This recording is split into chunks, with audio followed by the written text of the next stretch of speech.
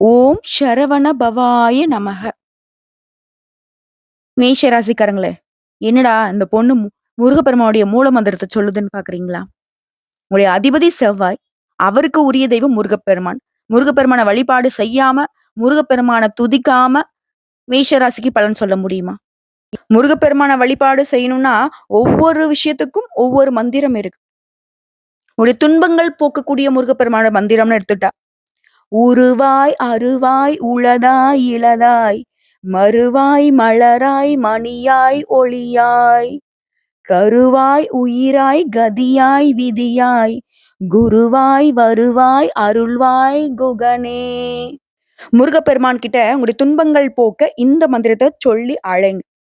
இன்னும் ஒரு படி மேல, என்னுடைய வாழ்க்கையே முருகப்பெருமானை மாத்தி கொடுப்பா அப்படின்னு கேட்டீங்கன்னா, ஓம் முருகா, குரு முருகா, அருள் முருகா, ஆனந்த முருகா, சிவசக்தி பாலகனே, சண்முகனே, சடாக்ஷரனே, என் வாக்கிலும் நாவிலும் நின்று காக்க, ஓம் ஹைம் கிரீம் வேல் காக்க ஸ்வாகா.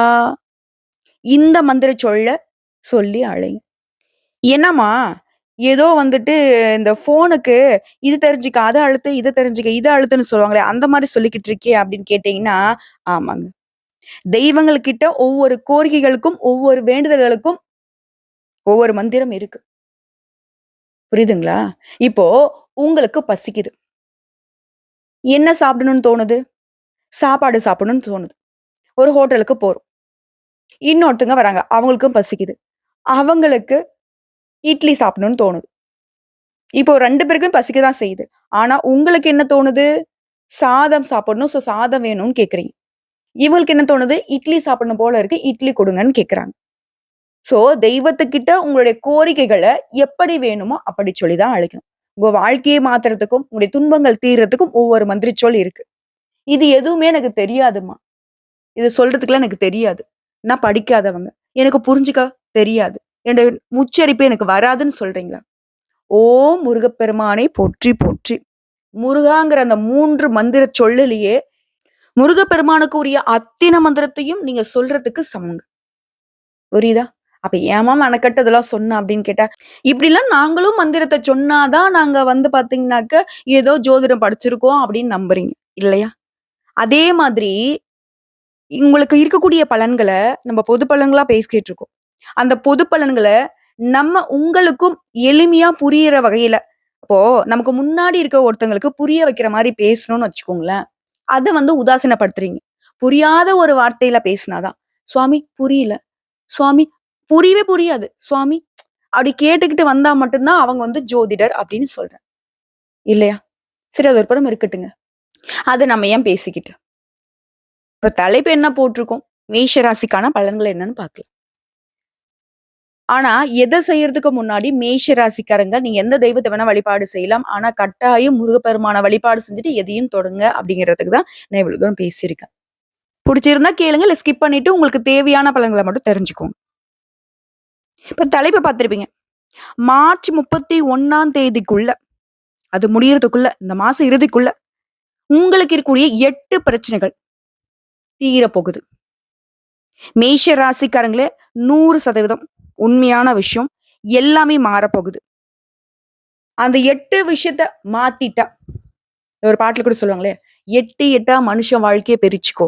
அந்த மாதிரி ஒரு 8 பிரச்சனை மேஷ ராசியை போட்டு படாத பாடு படுத்திட்டு இருக்கு. அதே மாதிரி அந்த 8 விஷயத்துக்காக நீங்க போராடிக்கிட்டும் இருக்கீங்க. அதற்கான மாற்றத்தை தான் நம்ம இப்ப கொடுக்க போறோம். பார்க்கலாமா? அதுக்கு முன்னாடி நம்ம வீடியோ பதிவு பார்க்கக்கூடிய மேஷராசி அன்பர்களே, பொதுவே மேஷராசிக்கு சூதுவாது தெரியாது. மனசுல பட்டதை பேசுறீங்க. எல்லாத்துக்கும் வந்து பாத்தீங்கன்னாக்க நல்லவங்க யாரு கெட்டவங்க யாருன்னு தெரியாம உங்களுக்கு தேவைங்கிறதையும் மத்தவங்களுக்கு தேவைங்கிறதையும் வெளிப்படையா பேசிடுறீங்க. அதே மாதிரி உங்களுடைய தேவைகளுக்காக கடினமா உழைக்கிறீங்க, முட்டி மோதி நிக்கிறீங்க.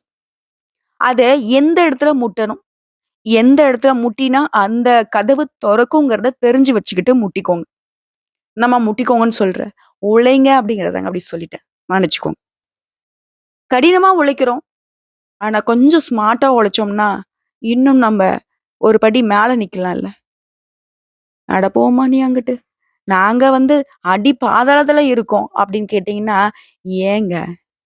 பாதாளத்துல இருக்கிறவங்களவே தூக்கி விடக்கூடிய அம்சத்துல பொறந்த முருகப்பெருமானுடைய அருளாசியில பொறந்தவங்க நீங்க மேஷ ராசிக்காரங்களே. சும்மா வந்துருமா மேஷ ராசி, மேஷ ராசி? ஆ? இந்த வீடியோ பதிவு பார்க்கக்கூடிய இந்த தருணத்துல சொல்லுங்க.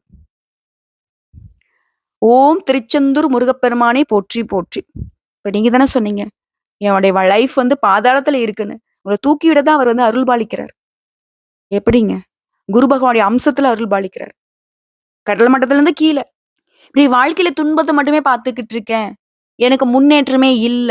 எத செஞ்சாலும் எனக்கு பெருசா வந்துட்டு மாற்றத்த கொடுக்கல கடவுளே அப்படின்றவங்க, கட்டாயம் ஒரு முறையாவது திருச்செந்தூர் முருகப்பெருமான் கிட்ட போயிட்டு மண்டியிட்டு வேண்டுங்க. அவர் முகத்த பாத்துருங்க.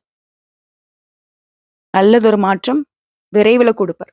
சும்மா வாங்க பிரபலங்கள்லாம் போய் போய் போய் கும்பிடுறாங்களே. ஏன்? தெரிஞ்சுக்கோங்க. புரிஞ்சுக்கோங்க.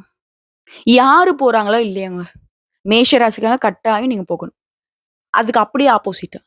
பழனி மலை மேல வீற்றிருக்கக்கூடிய தண்டாயுத பாணிகிட்டயும் ஒரு அட்டெண்டன்ஸ போடுங்க. அப்புறம் வந்து கேளுங்க. ஒரு நல்லதொரு மாற்றத்த அந்த முருகப்பெருமான் உங்களுக்கு குடுக்கலன்னா, வந்து கேளுங்க. கமெண்ட் பாக்ஸ்ல கட்டாயம் உங்களுக்கு நான் பதில் சொல்றேன். அப்படி இருக்கு என் வாழ்க்கை, இப்படி இருக்கு வாழ்க்கை, எனக்கு ஒரு மாற்றமே இல்லன்னு தானே புலம்பிக்கிட்டு இருக்கீங்க.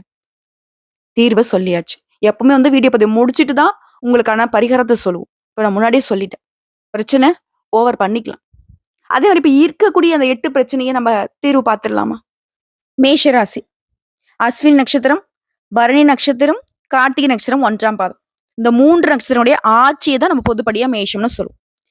உங்களுக்கான பலன நான் சொல்லணும்னா, உங்க ராசியில எந்தெந்த கிரகங்கள் எங்கெங்க உட்கார்ந்திருக்காங்க.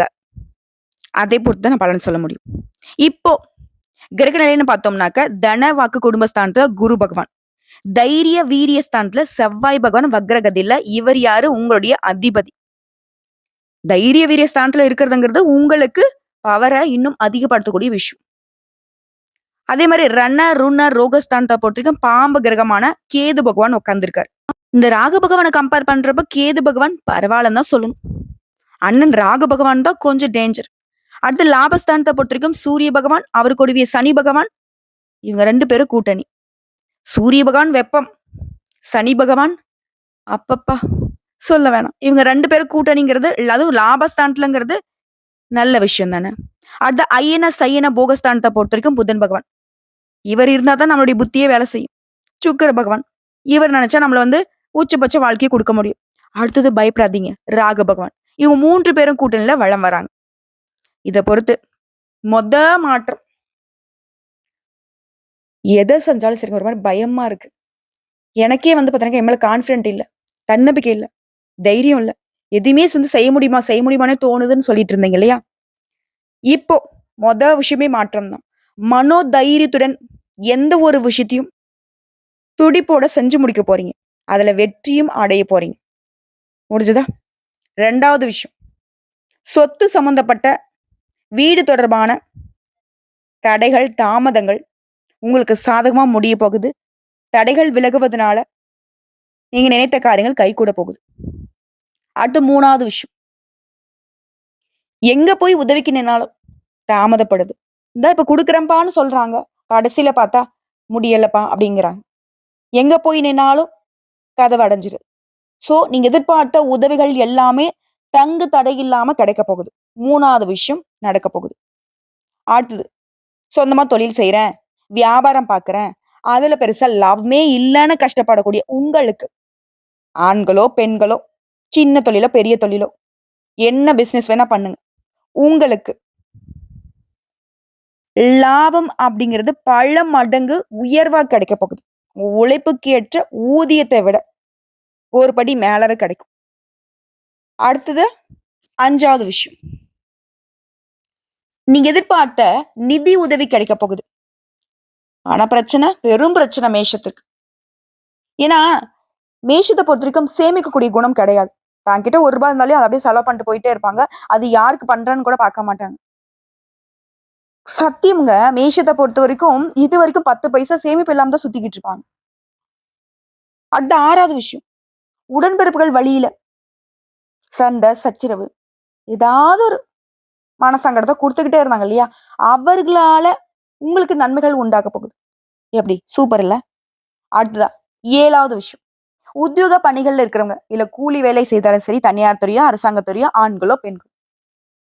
ரொம்ப நாளா என் உழைப்புக்கு ஏற்ற அங்கீகாரம் கிடைக்குமா? எனக்குன்னு ஏதாவது உயர்வு வருமா?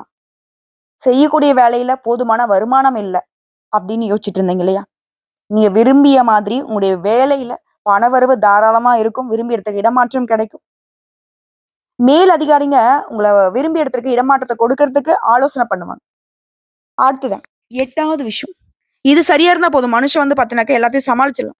குடும்பத்துல இருந்த இறுக்கமான சூழ்நிலை மாறி மகிழ்ச்சியான சூழ்நிலை காணப்பட போகுது. அடுத்ததான் உறவுக்காரங்கிட்டயும் சுமூகமான உறவு இருக்க போகுது. அவர்களாலயும் உங்களுக்கு அனுகூலமான பலன் உண்டாக போகுது. 8 விஷயம் சொல்லிட்டேன். இப்ப சாதகம் சொல்லியாச்சு. கொஞ்சம் எச்சரிக்கையும் சொல்லிடலாமா? பெண்கள பொறுத்தவரைக்கும் கொடுக்கல் வாங்கல்ல எச்சரிக்கை தேவை. அப்ப ஆண்கள் பரவாயில்லையான்னு கேட்டாக்க, பொதுப்படியாவே மேஷ ராசிக்காரங்க கொடுக்கல் வாங்கல்ல கவனம் தேவை. பெண்கள பொறுத்தவரைக்கும் ஒரு படி மேல. இன்னும் உஷாராவே இருங்களேன். அடுத்து கலைத்துறையில இருக்கிறவங்களுக்கு, பொருளாதாரத்துல எந்த பிரச்சனையும் இருக்காது. நீங்க எதிர்பார்த்த மாதிரியே அதிர்ஷ்ட வாய்ப்புகள் உங்க கதவ தட்ட போகுது. அடுத்து அரசியல்வாதிகளா இருக்கீங்க அப்படின்னாக்கா, உங்களுக்கான உறவுகள் பலப்பட போகுது. அடுத்த மாணவர்கள பொறுத்தவரைக்கும் பாடங்கள்ல சந்தேகம் இருந்துச்சுன்னா, தயங்காம கேட்டு தெரிஞ்சுக்கோங்க. அது உங்களுக்கு வெற்றிக்கு உதவி செய்யும். அதே மாரி வண்டி வாகனங்கள்ல போகுறப்போ, கவனம் தேவை. வேகம் இருக்கக்கூடாது. புரியுதுங்களா? பொதுவா மேஷ ராசிக்காரங்க அப்படின்னா கொஞ்சம் வீரமானவங்க. கொஞ்சம் இல்ல, ரொம்பவே. யார் என்னன்னு பார்க்க மாட்டீங்க. எடுத்தெறிஞ்சு பேசிட்டு போயிட்டே இருப்பீங்க. தப்புனா தப்பு தான். இந்த சிவபெருமான் கிட்ட நக்கீரர் சொல்லுவா இல்லையா? "நெற்றிக்கண் திறப்பினும் குற்றம் குற்றமே" அப்படிங்கிற மாரி தான். நீ சொந்தமோ, பந்தமோ இருக்கப்பட்டவனா இல்லாதனா, "டேய் தப்புனா தப்பு தான்டா" அப்படிங்கிற மாரி பேசிருவீங்க.